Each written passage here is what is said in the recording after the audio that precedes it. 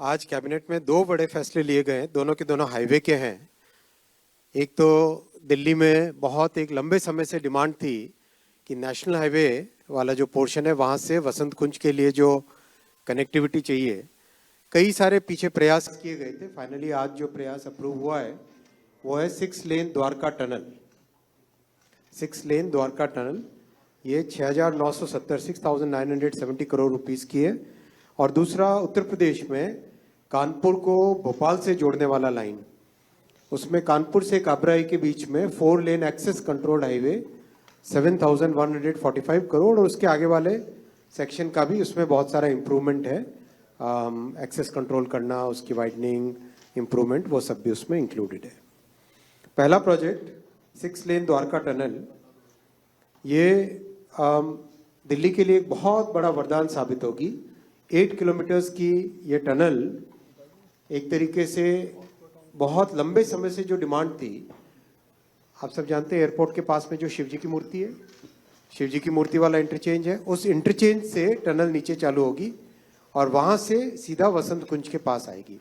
आगे आके फिर ये जुड़ेगी एम्स के पास। ये मैं आपको नक्शे में दिखाता हूं। ये शिव मूर्ति देख रहे हैं आप, शिव मूर्ति लिखा हुआ है इंदिरा, अपना जो एयरपोर्ट है, एयरपोर्ट से नेशनल हाईवे पे, वहां से सीधा वसंत कुंज और उसके आगे नेल्सन मंडेला मार्ग, और आगे जाके फिर जो बारापुला का जो ब्रिज है उस ब्रिज तक पूरा कनेक्ट हो जाती है। तो एक तरीके से कंप्लीट एक नई आर्टरी दिल्ली की बन जाएगी, एक नया एक पूरा ट्रैफिक का एक कॉरिडोर बन जाएगा। ये डिटेल में नक्शा आ गया। शिव मूर्ति इंटरचेंज, वहां से गए वसंत कुंज, उसके आगे नेल्सन मंडेला मार्ग, और आगे जाके बारापुला का जो नाला के पास में जो एलिवेटेड कॉरिडोर है डीएनडी फ्लाईवे की तरफ, कंप्लीट ये एक नया कॉरिडोर बन जाएगा। ये रिज है, इस रिज को बिना डिस्टर्ब किए सारा काम करना है। इस रिज हमारे दिल्ली की एक तरीके से लंग्स ऑफ दिल्ली है, इसलिए उसको बिल्कुल भी डिस्टर्ब किए बिना इसके नीचे से ही टनल लेके जाने का है। ये प्रपोजल है जो आज कैबिनेट में माननीय प्रधानमंत्री श्री नरेंद्र मोदी जी ने अप्रूव किया है।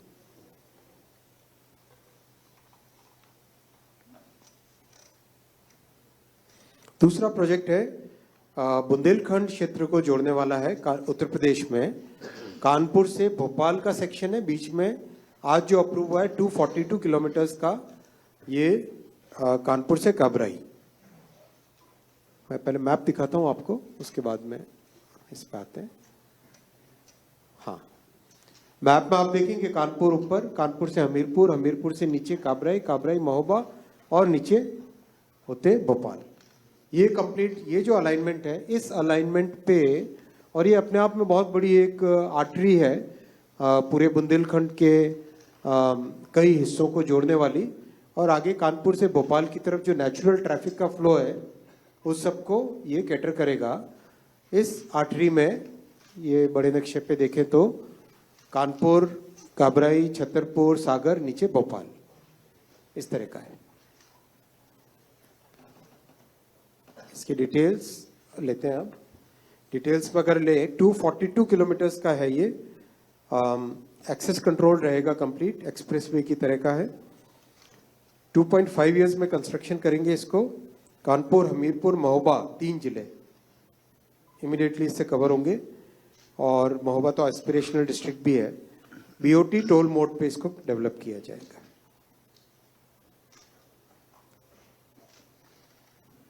सेक्शन 1 ग्रीनफील्ड है, सेक्शन 2 ब्राउनफील्ड डेवलपमेंट है। सेक्शन 1 में greenfield 4 lane of access control with 6 lane structures.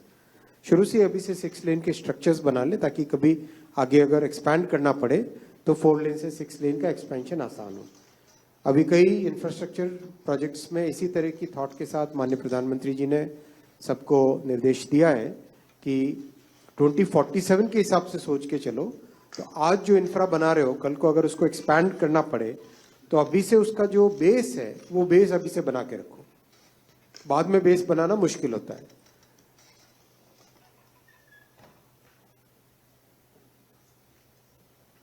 ये कंप्लीट कॉर्ड लखनऊ, कानपुर, काबराई, सागर, नीचे भोपाल, और भोपाल से आगे फिर नीचे और भी मुंबई की तरफ।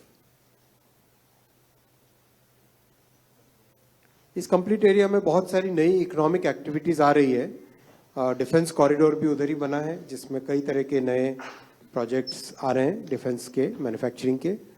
और कानपुर, घाटमपुर, हमीरपुर, काबराई, इन सब का एक इकोनॉमिक डेवलपमेंट इस प्रोजेक्ट से होगा।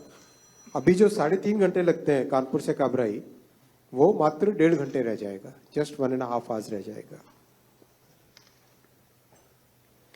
ओवरऑल साथियों, एनडीए 3 माननीय प्रधानमंत्री श्री नरेंद्र मोदी जी के इस ऐतिहासिक टर्म में बहुत सारे हाईवे के, रेलवे के, मेट्रो के और इंफ्रा के प्रोजेक्ट्स बहुत सारे लिए गए हैं। समरी में देखें तो 57 रेलवे प्रोजेक्ट्स 2,60,000 करोड़ के, 36 हाईवे प्रोजेक्ट्स 3,70,000 करोड़ के, 12 मेट्रो प्रोजेक्ट्स 1.5 लाख करोड़ के, 5 नए एयरपोर्ट्स और मॉडिफाइड उड़ान स्कीम 37,000 करोड़, फिर वाडवन पोर्ट और शिप रिपेयर फैसिलिटी, शिपिंग के रिफॉर्म्स मिला के 1.5 लाख करोड़ करीब, रोपवेज, उसके बाद में हाइड्रो पावर, फिर industrial cities, PM Awas Yojana, जल जीवन मिशन का मॉडिफिकेशन और कोल गैसिफिकेशन, सब मिला के करीब करीब 26 लाख करोड़ के। और ये सारी की सारी नींव बन रही है हमारे मध्यम वर्ग के लिए, जिनको इन इंफ्रास्ट्रक्चर प्रोजेक्ट से कई तरह के बेनिफिट्स होते हैं।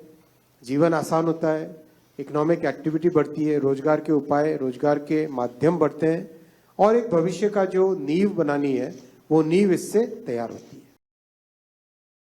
राजनीति हो या क्रिकेट, देश विदेश की ब्रेकिंग हो या आपके मोहल्ले की बड़ी खबर, सब मिलेगा एक ही ऐप में, सबसे तेज और भरोसेमंद। अभी डाउनलोड करें दैनिक भास्कर डिजिटल।